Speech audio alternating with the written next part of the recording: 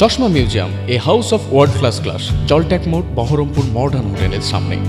ইসলামপুরের রাস্তা না হলে ভোট বয়কট, এমনই দাবি করল সাগরদিঘির ইসলামপুরের সাধারণ মানুষ। গ্রামবাসীরা জানান, সাগরদিঘির বিধায়ক বাইরন বিশ্বাস থেকে শুরু করে জঙ্গিপুরের সাংসদ খলিলুর রহমান, সাগরদিঘি পঞ্চায়েত সমিতির সভাপতি মসিউর রহমান সকলেই এই রাস্তা পরিদর্শন করে গেছে, আশ্বাস দিয়েছে, কিন্তু কাজের কাজ কিছুই হয়নি। তারা জানান, সাগরদিঘির পাটকেলডাঙ্গা অঞ্চলের ইসলামপুরের গঙ্গা তীরের এই রাস্তা না হলে গ্রামবাসীরা ভোট বয়কট করবে।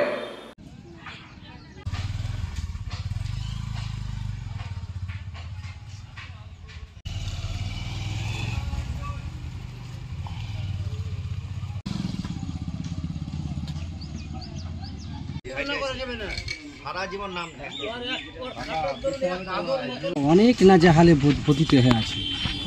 এমন নাজেহাল যে এমন সময় হয় যে গাড়ি নিয়ে যাওয়াই অসুবিধা হয়ে যায়, এমনকি পায়ে হাঁটাও অবস্থা পর্যন্ত আমাদের চলাচল বন্ধ হয়ে যায় সময়ে। আমাদের ওই নেতাগুলো আসছে, তবু ওই ব্যাগ ঘুরে যাচ্ছে, এটা দেখবে না বলেই ব্যাগ ঘুরে যায়। তাহলে এই নেতাগুলো যদি আসতো তাহলে আমাদের তো এই সমস্যা থাকতো না। আমাদের কতবার অ্যাপ্লিকেশন দেওয়া হয়েছে, অ্যাপ্লিকেশন আমাদের কাছে গ্রহণযোগ্য হয় না। বর্তমানে এখন আমরা সিদ্ধান্ত নিয়েছি, আমরা ভোট বয়কট করব, আমরা পোলিও বয়কট করব, এমনকি করব যে রাস্তা পর্যন্ত, যে নেতাদের ওই রাস্তা পর্যন্ত আমরা বয়কট করে দেবো, কোনো নেতাকে যেতে দেবো না। খলিলুর রহমান এসেছেন এখানে, তারপরে কি বাইরন বিশ্বাস এসেছেন এখানে, অনেক নেতা এসেছেন, কিন্তু কেউ কাজের কাজ কেউ করেনি। রিসেন্টলি পঞ্চায়েত সমিতির সভাপতি এসেছে, প্রধানও এসেছে এখানে, আর যত মেম্বার আছে সবাই এসেছে এখানে কর্ণধরগুলা, কিন্তু কেউ কাজের প্রতারণা, মানে অগাধ প্রতারণা, কিছু বলার নাই। কোন ভাষাতে তাদের নাম প্রকাশ করবো ভেবে পাচ্ছি না। আমরা তো ভোট বয়কট করব, পারলে আমরা আবার করব কি, আমরা পোলিও বয়কট করব, কি করতে পারে দেখবো, তারা দেখবে আর আমরাও দেখবো। ওরা একদিকে হবে, আমরা একদিকে হবো। জনগণ কি করতে পারে তাদেরকে দেখিয়ে দেবো আমরা। কলকাতায় এখানে খলিলুর রহমান কিংবা আমাদের বাইরন বিশ্বাস, ওরা ইমিডিয়েটলি চলে আসবে। আর আমরা যে রাস্তা ভেঙে গেছে, জলের তলায় তলিয়ে যাচ্ছে গ্রামবাসীরা, এদিকে ভূক্ষেপ নেই। ওইদিকে ভোট ঠিক করার জন্য ওরা 2000 হোক, 5 লাখ হোক, 50,000 হোক টাকা দেওয়ার জন্য চলে আসছে। আর এখানে গোটা গ্রামবাসী না যে হালে পড়ে যাচ্ছে, বালিয়া টু আজিমগঞ্জ রাস্তা, হসপিটাল যেতে পারছে না, স্কুল কলেজ মাদ্রাসা কিছুই যেতে পারছে না গ্রামের মানুষ। এদিকে লক্ষ্য নেই, কিন্তু এখানে একটা কেরালা থেকে বডি আসুক, সঙ্গে সঙ্গে চলে আসবে। আমাদের সমস্যা এত জটিল রয়েছে যে আমাদের ঘুম হারাম হয়েছে। এই রাস্তা বালিয়া থেকে প্রায় আজিমগঞ্জ চলাচল মানুষের একেবারেই মানে নাজেহালের অবস্থায়। পিছনে আপনারা ক্যামেরা করেন, দেখবেন সাংবাদিকের সঙ্গে কথা বলতে এমন যে আমাদের একেবারে ঘৃণা লাগছে, মানে কথা বলতে ইচ্ছা জাগে না। এরকম কথা বলে আমাদের কোনো কাজে পরিণত হচ্ছে না। এই যে ভাঙনের পাশে মানুষের 100 জায়গা কেনার মূল্য নাই, তারা কোথায় যাবে? তারা ইন্দিরা টাকা পেয়ে বাড়ি ঘর করে মানে বাড়িতে বাস করতে পারবে এই বলে তাদের ঘুম হারাম হয়ে যাচ্ছে। এ সত্ত্বেও এই সাগরদিঘির মানুষ গত বিধানসভায় দেখিয়ে দিয়েছে কি করতে পারে। যেহেতু এখানে টিএমসি অনেক গুণ ভোটে পাস করেছিল, সেই ভোটকে অ্যাভয়েড করে কংগ্রেস এমএলএ পাস করলো।